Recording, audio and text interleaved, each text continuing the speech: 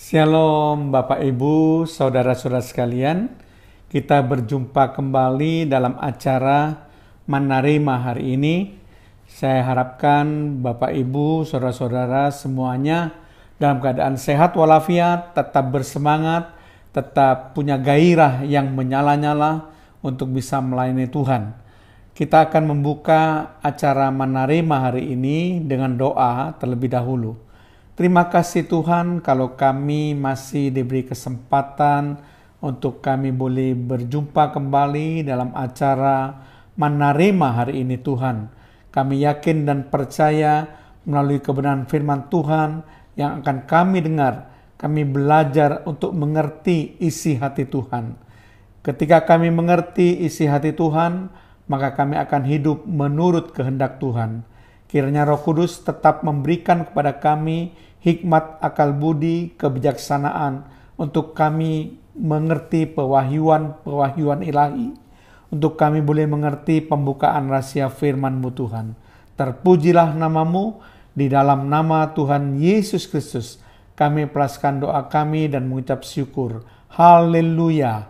Amin.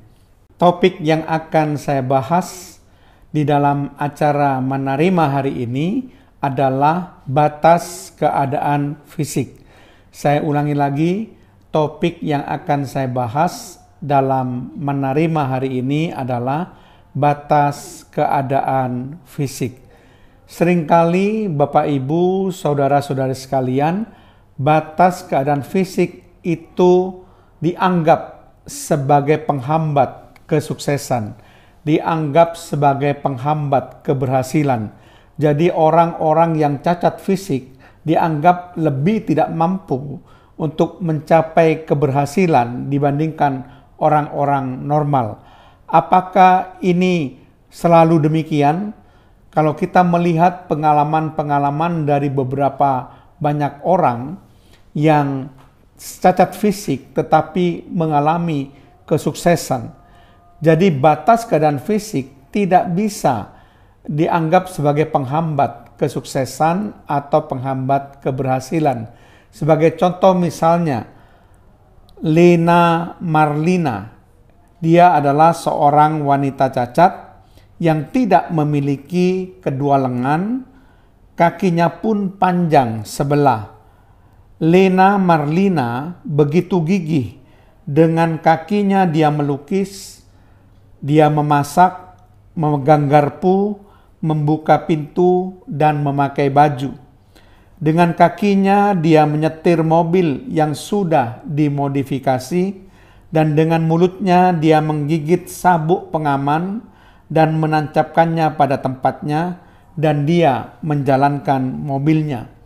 Wajahnya juga begitu ceria, semangat hidupnya meledak-ledak dengan gigih, walau tidak mempunyai dua tangan, tapi dia bisa belajar berenang dan dia ternyata mampu berenang. Dia tidak berpikir bahwa tidak mempunyai tangan merupakan halangan baginya untuk bisa berenang, karena ikan tidak punya tangan dan juga bisa berenang.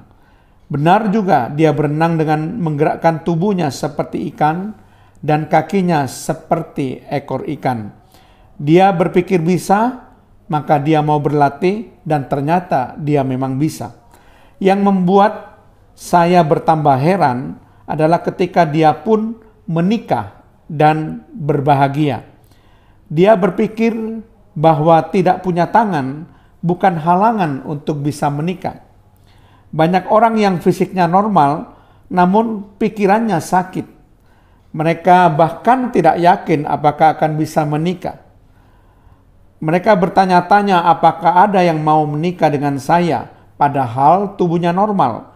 Sedangkan Lena Marlina, sekalipun dia seorang wanita cacat, ternyata dia bisa menikah dan hidup berbahagia.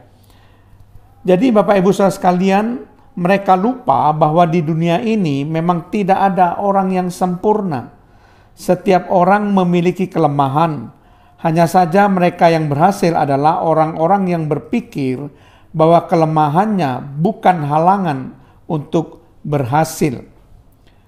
Demikian juga Banyak orang berpikir apakah dia bisa berprestasi, apakah dia bisa berenang, apakah dia bisa menjadi orang yang pandai. Nah, kadang-kadang pikiran ini yang membatasi kesuksesan.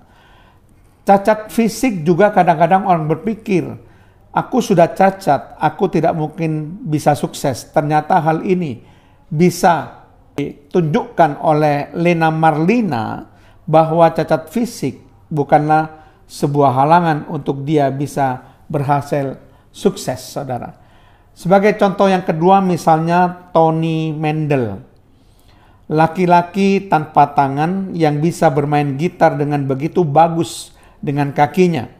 Sehingga Sri Paus, pemimpin tertinggi di Roma, memanggil Tony Mendel untuk bermain gitar di hadapannya dan di hadapan ribuan jemaat dan disiarkan secara langsung di televisi.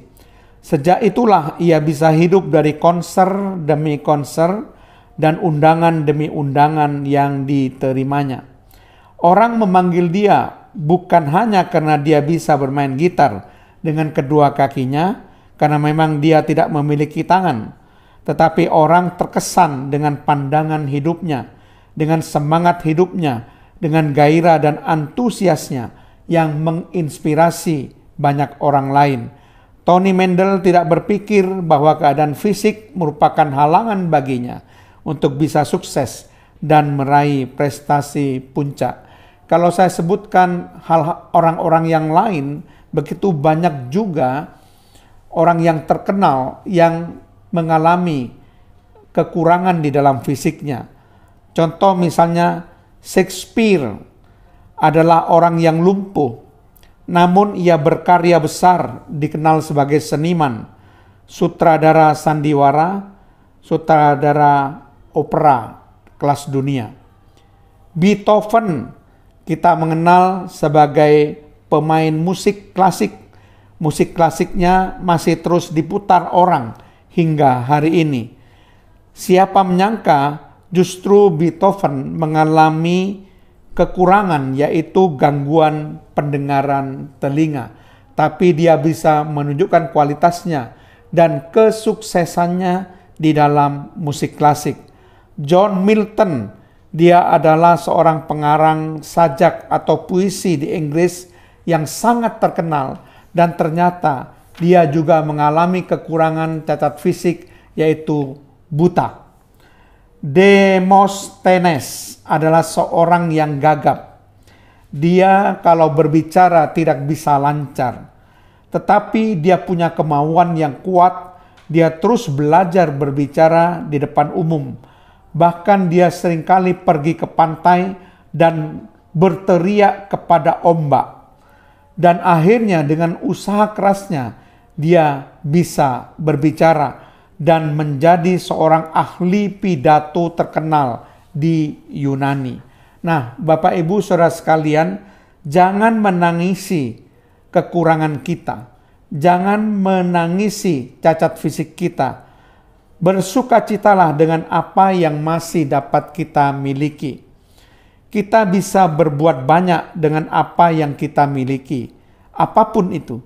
Kita tidak bisa berbuat apa-apa dengan apa yang tidak kita miliki. Jika kita hanya berpikir apa yang kita tidak miliki, kita tidak akan bisa menjadi sukses.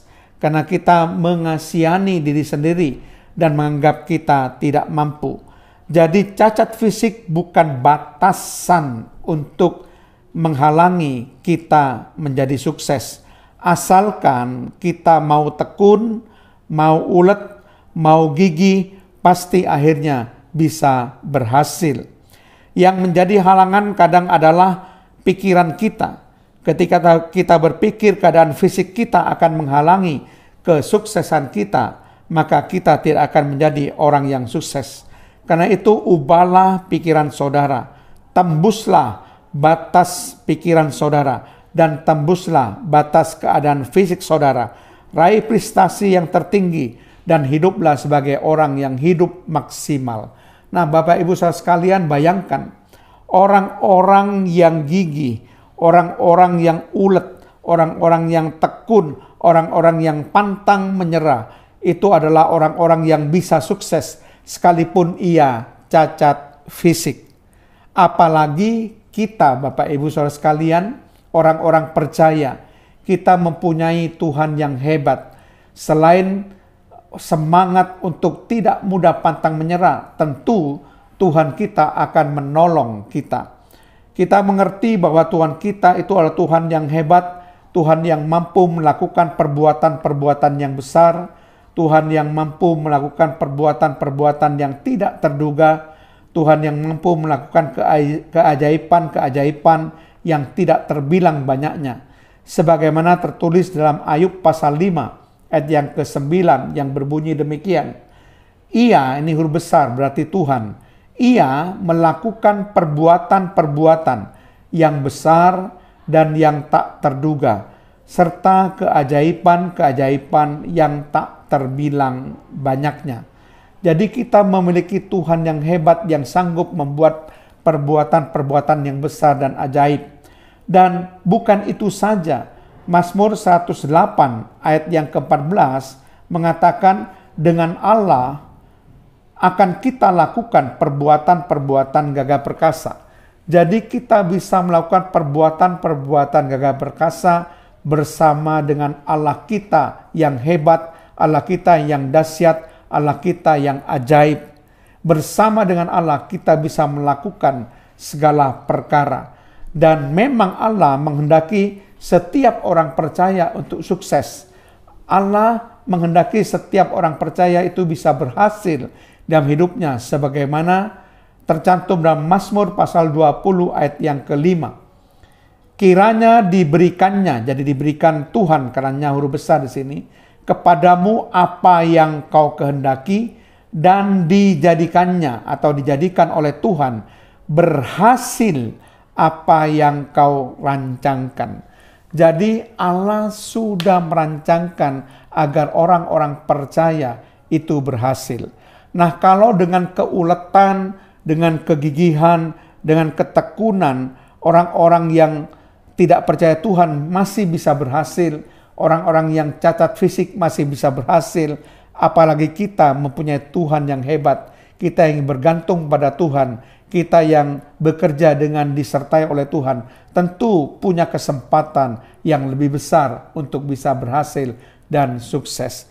Jadi Bapak Ibu Saudara sekalian, sekalipun kita mempunyai batas keadaan fisik atau cacat, tapi jangan menyerah. Bersama dengan Tuhan kita akan mampu mengatasi itu asal kita gigih dan kita ulet tekun untuk senantiasa tidak pantang menyerah. Amin. Terima kasih Tuhan kalau hamba-Mu sudah menyampaikan kebenaran firman-Mu agar kami tidak lagi dibatasi oleh batas keadaan fisik kami.